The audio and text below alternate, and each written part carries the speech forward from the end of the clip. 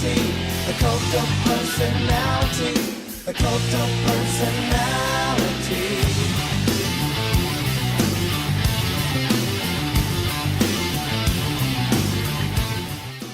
9:35 on TSN 690. It's Game Points Nightly, a special 4-day prime time run here on Montreal Sports Authority this week, Monday to Thursday. And that music means we are now joined by our West Coast hockey guy. MayorsManor.com is the website. You can also check out twitter.com/MayorNHL. It is John Hoven. How you doing, John? I'm doing outstanding. How are you doing tonight? I am very well, John. Seeing as the Blackhawks lost to the Kings, I think we can play the Second City Saint CM Punk from Chicago's theme song once again. Yeah, it was kind of funny. The minute that I heard the opening licks there, I said, yep, we can now go back to the good music since the Blackhawks have been eliminated. Absolutely. Oh, man. Is this a fun time of the year for you? Do you enjoy all the mayhem that comes with July 1st and the lead-up? Yeah, it's kind of funny. I was out over the weekend in Chicago, and coincidentally, and somebody said to me, are you missing hockey yet? And I said, I can't miss hockey yet. There's still too much going on. Withdrawals normally don't kick in until about August because, right after the Stanley Cup is awarded each year, you still have the draft to deal with, then you have free agency, and then development camp is getting ready to kick off here in Los Angeles next week where all of the Kings' top prospects, both from, the junior leagues and the colleges, will be here in town for a week or 10 days or so. So that'll take you, through to mid to late July. So, yeah, this is a great time. Even though the NHL games aren't being played on a nightly basis, there's still a lot to talk about and a lot going on around the world of hockey. All right, let's talk about some of those big free agents. Obviously, you're familiar, John, with a guy by the name of Willie Mitchell. What does he bring to the table at this point in his career at the age of 37, and where do you see him going? That's a great question. There are a handful of teams that are really interested in Willie Mitchell, and one of the reasons that he's not going to be back in Los Angeles is that other teams basically were prepared to outbid LA in terms of money, but more importantly in terms of term, number of years that he'll be offered. This is a guy who came back from a horrible concussion, sat out, 6 months or so when he was with Vancouver, came to Los Angeles, and really was the linchpin in that defense under Coach Darryl Sutter and Terry Murray prior to that for a couple of years here in L.A., provided leadership to some young players, really had an influence on guys like Drew Doughty and his partner Slava Voinov. Voinov loves playing with Mitchell, and the feeling was reciprocated on the other end. This is a guy who's been through a lot. He's had to persevere.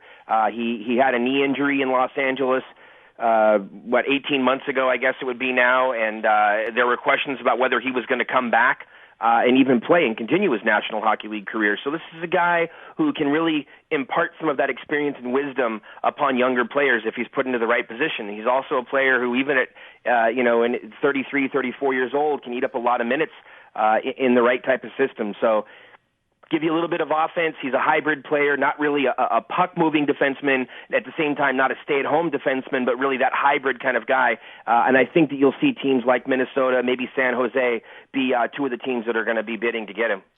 Elsewhere, one guy I would love the Montreal Canadiens to go after. I don't think they will, just because the price is probably inflated due to his strong performance in the playoffs. That would be a guy like Brian Boyle. Big body, he can play a little center, a little wing, lay the body on, go to the net, play on the PK. You saw him obviously up close and personal in the Stanley Cup final.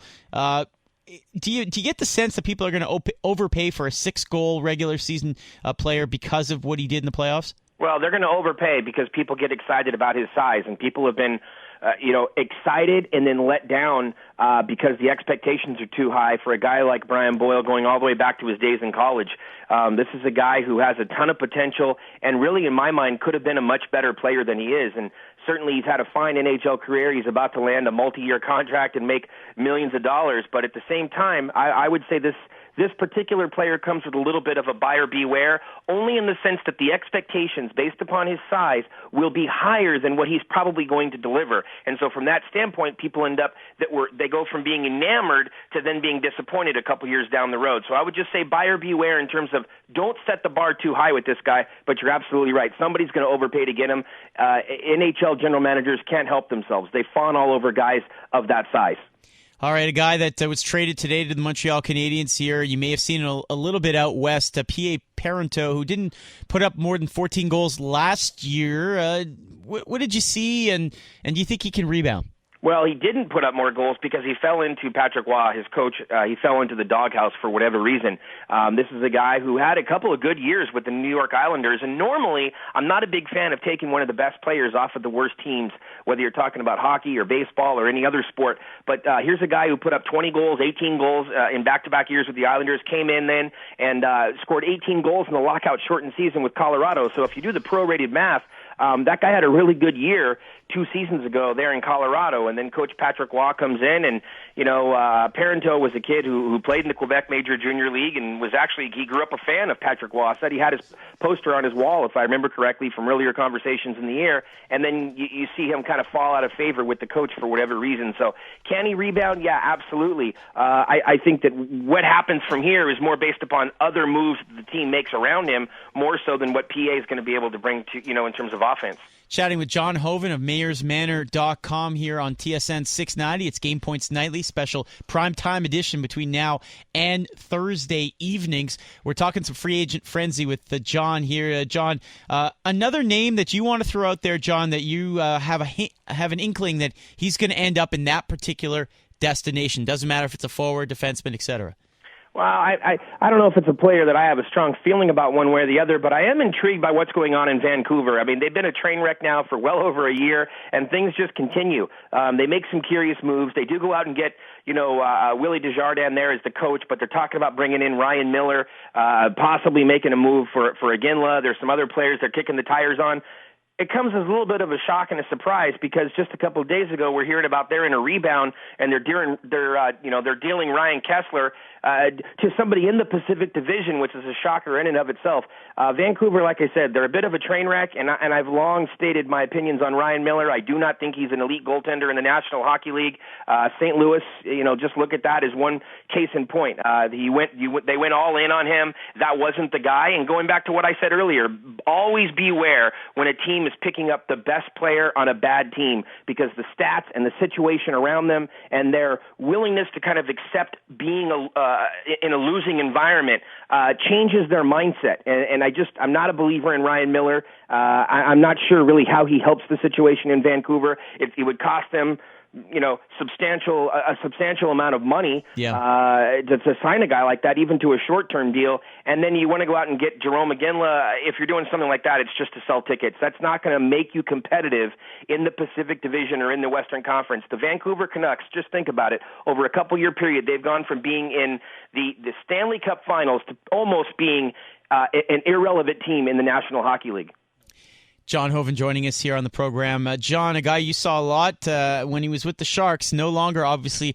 Dan Boyle, somebody who's been rumored to be going to a whole bunch of destinations, including the Canadiens, if they do end up moving Josh Georges out. He's 37 years old. He had 36 points last year in 75 games. Obviously, you saw him in that 7-game series as well.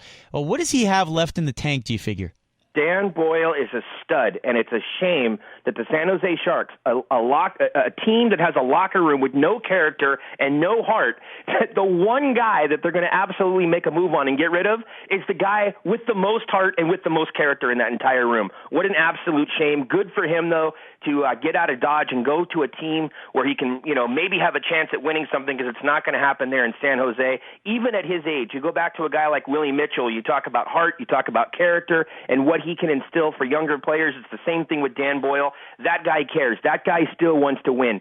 Every loss hurts in the regular season or in the playoffs for a guy like that, and whatever team picks him up, possibly a Minnesota, maybe somebody like a Toronto Maple Leafs, whoever ends up with that guy, regardless of what shows up on the stat sheet, he's one of those players that automatically makes your team better because he makes your locker room better.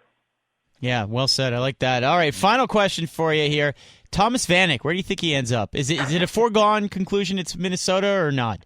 You know, it's so funny because in talking with the reporters there in Minnesota, back before the puck even dropped on the 2013-14 season, everybody was already looking ahead to this date, to July 1st, and saying that it was a foregone conclusion that he would be with the Minnesota Wild. Now you kind of have to wonder, is Minnesota kind of reevaluating? There certainly is going to be some interest, but are they going to be willing to throw the crazy amount of money that other teams might be willing to pay to get that guy? Are they willing to do that? Is that a guy that they want to commit to? A very interesting kind of critical point in the Minnesota Wild's future right now. Their gambles on long-term contracts with guys like Parise, the big money they threw at Suter, those things have kind of worked out. They've made some other smaller moves around the trade deadline.